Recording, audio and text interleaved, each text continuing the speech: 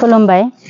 आं सनितपुर जिल्ला दुलाराय बाथौ गौथुम माइनाव आफादनि गाहाय आफादगिरि जानानै फैबाय थानाय जानुवारि दाननि 4, 5, 6, 7 बे खालाराव जानो गोनां मिरु दुलाराय बाथौ गौथुमनि जथुम्मा बेखौ खुंफुंनायाव जोङो जिखिनि खामानिखौ लानानै थाम-थिम खालामनाय जादों बेनि थाखाय जोङो बे रायदाव आफादनि मोनसे बेंक एकाउन्ट बे बेंक एकाउन्टआव जोङो स्क्रिनाव होखानाय QR कड आरो एकाउन्ट नाम्बाराव अन्नानै जाहाथे बे जोंनि जिल्लानि आरो जिल्लानि बाहेरायाव थानाय गासैबो बाथौआरि रायजो राजा नोंथांमोना बे बेंक एकाउन्टआव अनसुंथाइ हरो बेखौनो आं सनितपुर जिल्ला माइनाव आफादनि जानानै नोंथांमोन बयनिसिमबो खावलायहरनाय थाबाय। गोजोन्थों।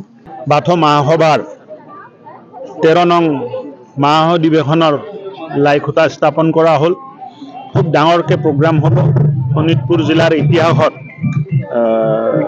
বহুত বৃহৎ এক ধৰ্মীয় সভা তাত আপোনালোকে দিনবোৰত চাবলৈ পাব। অসমৰ মাননীয় মুখ্যমন্ত্ৰী হিমন্ত বিশ্ব শৰ্মাই এই সভাত অংশগ্ৰহণ কৰিব। আমি মাননীয় গৃহমন্ত্ৰী অমিত শ্বাহ ডাঙৰীয়াকো নিমন্ত্ৰণ জনাইছোঁ আৰু তেখেতে আহিম বুলি কৈছে, কিন্তু ডেট এতিয়ালৈ আমি পোৱা নাই। ডেট যেতিয়া পাব আমি ৰাইজক জনাম। आरज गाबनायासो 50,000 जागोन। बाखिथ' आरो रोजा रोजा फैबावनांगौ। खमसे खम 1-1.5 लाख मानसि बेवहाय थुबुर जानांगौ। मानोना बेयो मोनसे जारिमिनारि दिन जानानै थागोन आरो बेखौ गोसो गोरबोजों मोजाङै खालामनांगौ। आरो सनितपुर होननाय लोगो लोगो आंहा फोथायनाय दङ, मानोना बे ओनसोलाव गोबां प्रग्राम खालामलांबाय आरो बेवहाय रायजो राजाफ्रा बयबो बाहागो लाखायो।